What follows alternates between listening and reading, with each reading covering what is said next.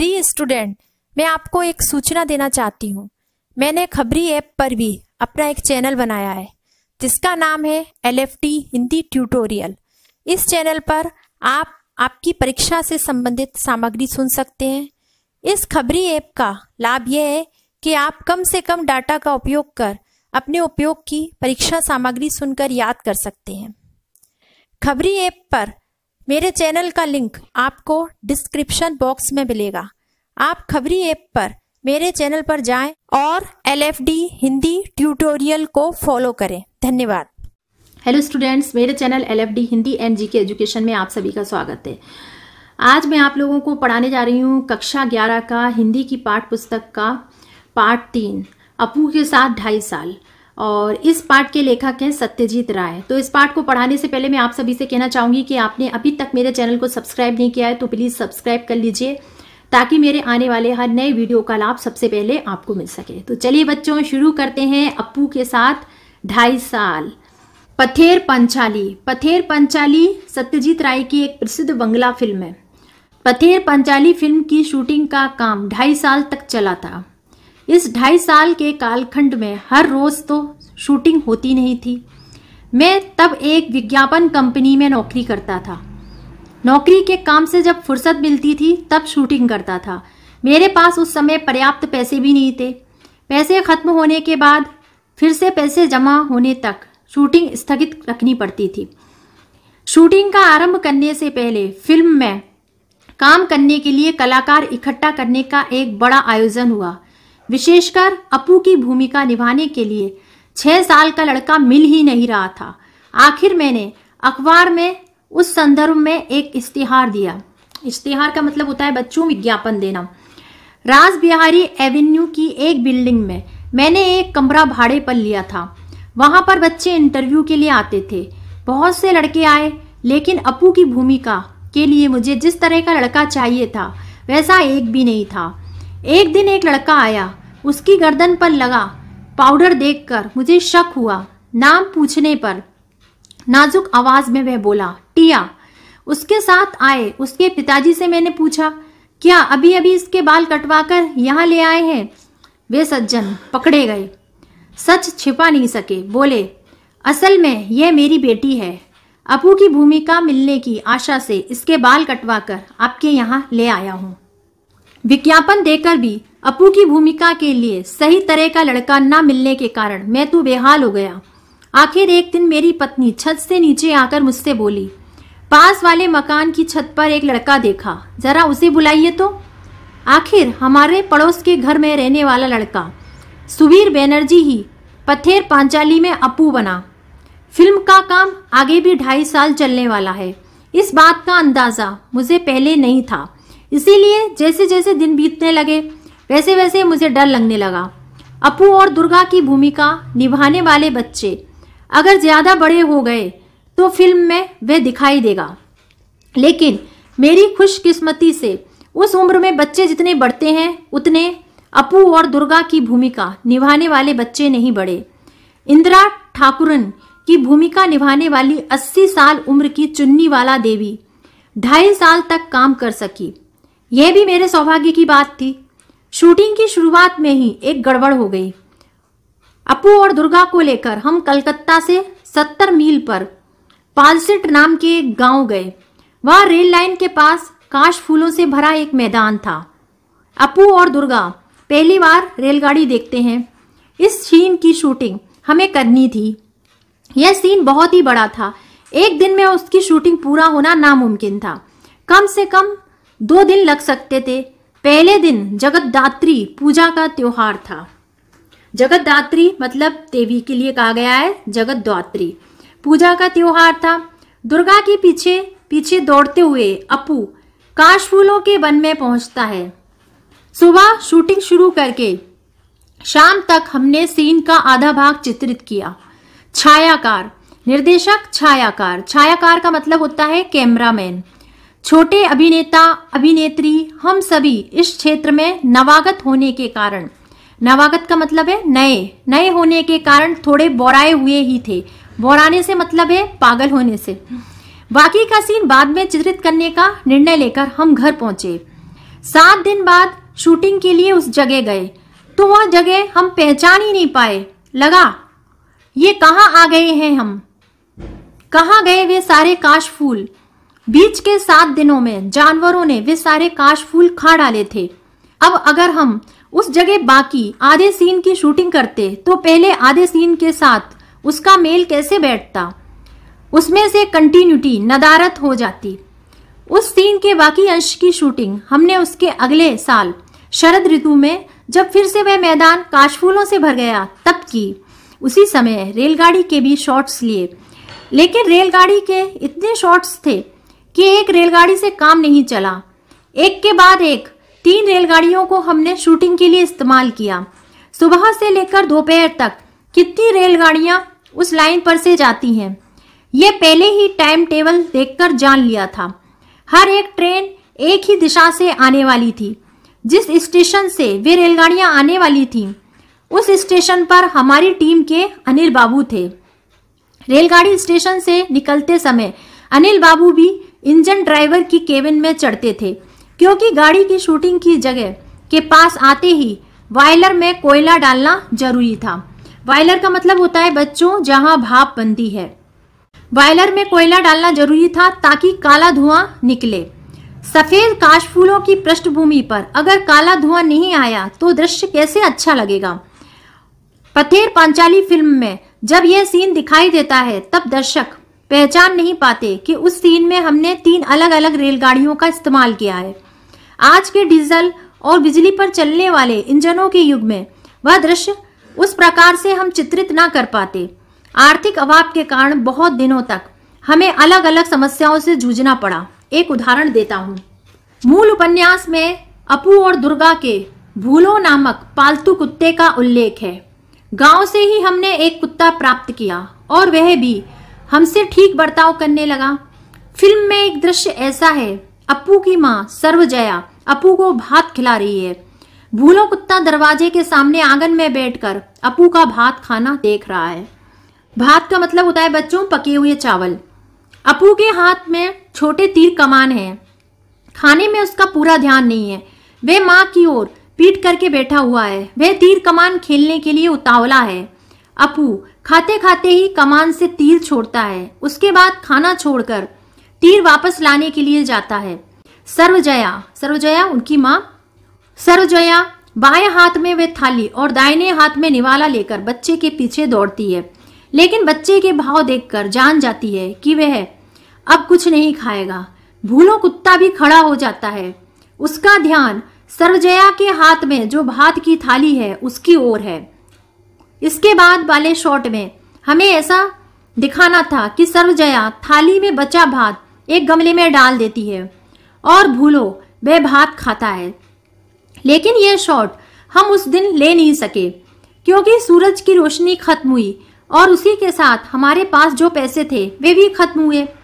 6 महीने बाद फिर से पैसा इकट्ठा होने पर हम फिर बोडाल गांव में उस सीन का बाकी अंश चित्रित करने के लिए गए, लेकिन वहां जाने पर समाचार मिला कि भूलो कुत्ता अब इस दुनिया में नहीं है। अब क्या होगा?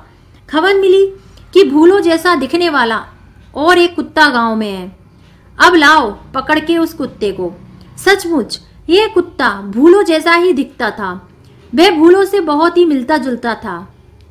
उसके शरीर का रंग तो भूलो जैसा बादामी था ही। उसकी दुम का छोर भी भूलो के दुम की छोर जैसा ही सफेद था। आखिर यह फेंका हुआ भात उसने खाया और हमारे उस दृश्य की शूटिंग पूरी हुई। फिल्म देखते समय यह बात किसी के भी ध्यान में नहीं आती कि एक ही सीन में हमने भूलो की भूमिका में 2 अलग अलग कुत्तों से काम लिया है।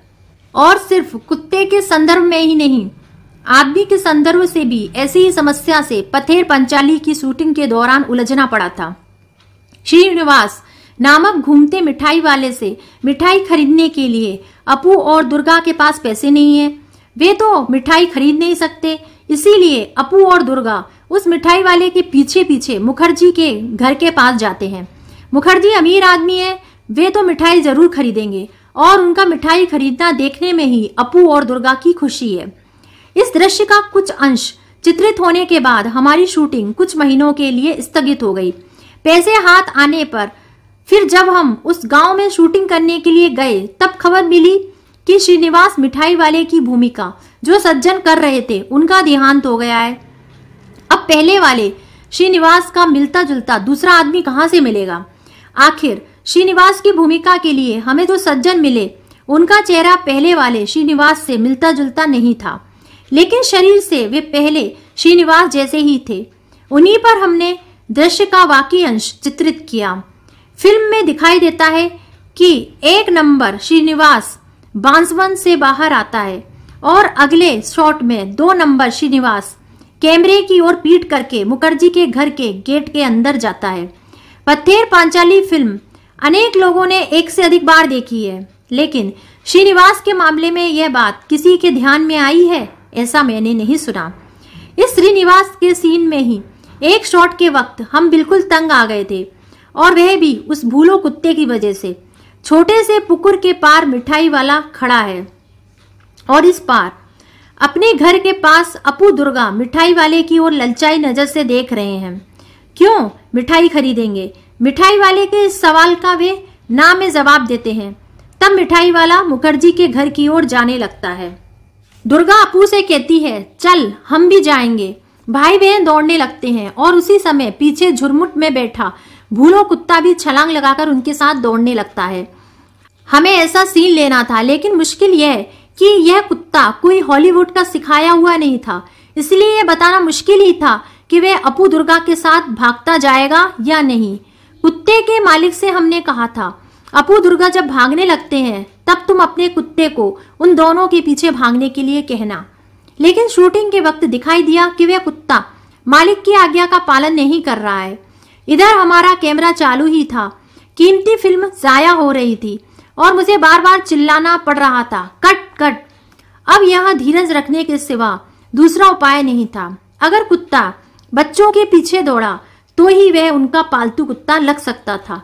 आखिर मैंने दुर्गा से अपने हाथ में थोड़ी मिठाई छिपाने के लिए कहा और वह कुत्ते को दिखाकर दौड़ने को कहा। इस बार कुत्ता उनके पीछे भागा और हमें हमारी इच्छा के अनुसार शॉट मिला। पैसों की कमी के कारण ही बारिश का दृश्य चित्रित करने में बहुत मुश्किल आई थी। बरसात के दिन आए और गए, लेकिन हमारे पास पैसे नहीं थे, इस कारण शूटिंग बंद थी। आखिर जब हाथ में पैसे आए तब अक्टूबर का महीना शुरू हुआ था। शरद ऋतु में निरभ्र आकाश के दिनों में भी शायद बरसात होगी। निरभ्र, निरभ्र का मतलब होता है बच्चों बादलों से रहित। इस आशा से मैं अप्पू और दुर्गा की भूमिका करने वाले बच्चे, कैमरा और तकनीशियन को साथ लेकर हर रोज देहात में जाकर बैठा रहता। देहात का मतलब है गांव से। आकाश में एक भी काला बादल दिखाई दिया तो मुझे लगता था कि बरसात होगी। मैं इच्छा करता वह बादल बहुत बड़ा हो जाए और बरसने लगे। आखिर एक दिन हुआ भी वैसा ही। शरद ऋतु में भी आसमान में बादल छा गए और धुआंधार बारिश शुरू हुई। उसी बारिश में भीगकर दुर्गा भागती हुई आई और उसने पेड़ के नीचे भाई के पास आसरा लिया। भाई बहन एक दूसरे से चिपक कर बैठे। दुर्गा कहने लगी, नेबूर पाता करम चा, हे वृष्टि घरे जा। नेबूर पाता करम चा, इसका मतलब होता है बच्चों नींबू के पत्ते खट्टे हो गए हैं। और हे वृष्टि घरे जा, इसका मतलब है हे बादल अब घर जाओ। बरसात, ठंड, अप्पू का बदन खुला। प्लास्टिक के कपड़े से ढके कैमरे को आंख लगाकर देखा तो वह ठंड लगने के कारण सिहर रहा था। सिहरना मतलब कांपना। शॉट पूरा होने के बाद दूध में थोड़ी ब्रांडी मिलाकर दी और भाई बहन का शरीर गर्म किया। जिन्होंने पत्थर पांचाली फिल्म देखी है वे जानते ही हैं कि वह शॉट बहुत अच्छा चित्रित हुआ है। शूटिंग की दृष्टि से गोपाल ग्राम की तुलना में बोडाल गांव हमें अधिक उपयुक्त लगा। अपू दुर्गा का घर, अपू का स्कूल, गांव के मैदान, खेत, पुकुर, आम के पेड़, बांस की झुरमुट, ये सभी बातें बोडाल गांव में और आसपास हमें मिली। अब उस गांव में बिजली आ गई है, पक्के घर, पक्के रास्ते बने हैं। उस जमाने में वे नहीं थे। उस गांव में हमें बहुत बार जाना पड़ा, बहुत बार रहना भी पड़ा, इसलिए वहां के लोगों से भी हमारा परिचय हुआ। उन लोगों में एक बहुत अद्भुत सज्जन थे, उन्हें हम सुबोध दा कहकर पुकारते थे। वे 60-65 साल के थे। उनका माथा गंजा था। वे अकेले ही एक झोंपड़े में रहते और दरवाजे पर बैठकर खुद ही से कुछ ना कुछ बड़बड़ाते रहते थे। हम उस गांव में एक फिल्म की शूटिंग करने वाले हैं, ये जानकर वे गुस्सा हो गए। हमें देखने पर वे चिल्लाते, फिल्म वाले आए हैं, मारो उनको लाठियों से।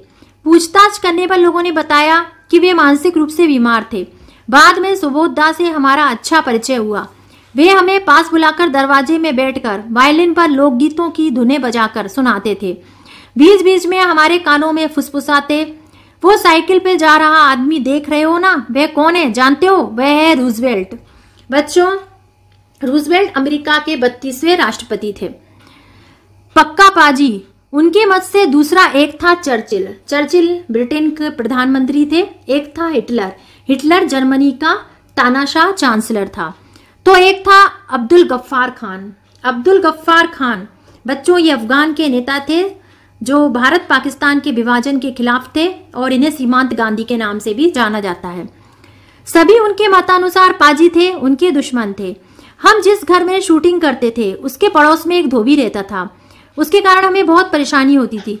वह भी थोड़ा सा पागल था और कभी कभी भाइयों और बहनों कहकर किसी राजकीय मुद्दे पर लंबा भाषण शुरू करता था। फुर्सत के समय में उसके भाषण पर हमें कुछ आपत्ति नहीं थी, लेकिन अगर शूटिंग के समय वह भाषण शुरू करता तो हमारे साउंड का काम प्रभावित हो सकता था। उस धोबी के रिश्तेदारों ने अगर हमारी मदद ना की होती तो वह धोबी सचमुच ही एक सिरदर्द बन जाता। जिस घर में हम पथेर पंचाली की शूटिंग करते थे वह घर हमें एकदम ध्वस्त अवस्था में मिला था। ध्वस्त का मतलब होता है बिल्कुल उजाड़ स्थिति में मिला था। उसके मालिक कलकत्ता में रहते थे। उनसे हमने वे घर शूटिंग के लिए भाड़े पर लिया था। उस घर की मरम्मत करके उसे शूटिंग के लिए ठीक ठाक करवाने में हमें लगभग 1 महीना लगा। उस घर के एक हिस्से में एक के पास एक ऐसे कुछ कमरे थे, वे हमने फिल्म में नहीं दिखाए। उन कमरों में हम अपना सामान रखा करते थे। एक कमरे में रिकॉर्डिंग मशीन लेकर हमारे साउंड रिकॉर्डिस्ट भूपेन बाबू बैठा करते थे। हम शूटिंग के वक्त उन्हें देख नहीं सकते थे, फिर भी उनकी आवाज सुन सकते थे। हर शॉट के बाद हम उनसे पूछते, साउंड ठीक है ना? भूपेन बाबू इस पर हाँ या ना जवाब देते। एक दिन शॉट के बाद मैंने साउंड के बारे में उनसे सवाल किया, लेकिन कुछ भी जवाब नहीं आया। फिर एक बार पूछा, भूपेन बाबू साउंड ठीक है ना? इस पर भी जवाब ना आने पर मैं उनके कमरे में गया तो देखा कि एक बड़ा सा सांप उस कमरे की खिड़की से नीचे उतर रहा था। वह सांप देखकर भूपेन बाबू सहम गए थे, कांपने लगे थे, डरने लगे थे और उनकी बोलती बंद हो गई थी। वह सांप हमने वहां आने पर कुछ ही दिनों के बाद देखा था। उसे मार डालने की इच्छा होने पर भी स्थानीय लोगों के मना करने के कारण हम उसे मार नहीं सके। वह वास्तु सर्प था। वास्तु सर्प का मतलब होता है बच्चों, बांग्ला मान्यता के अनुसार परिवार के कुल देवता, उनको वास्तु सर्प कहा जाता है। बंगालियों की ऐसी मान्यता है। वह वास्तु सर्प था और बहुत दिनों से वहां रह रहा था। प्रिय विद्यार्थियों, आज का मेरा ये टॉपिक यहीं पर समाप्त होता है। और आज का मेरा ये टॉपिक यदि आप लोगों को पसंद आया हो तो प्लीज इसे लाइक कीजिए और आपकी तरह आपके जो भी फ्रेंड्स आपकी कक्षा में पढ़ रहे हैं उनके साथ इसे शेयर कीजिए। और मेरे चैनल पर जो नए आए हैं उनसे मैं कहना चाहूंगी कि प्लीज आप मेरे चैनल को सब्सक्राइब जरूर कीजिए। धन्यवाद।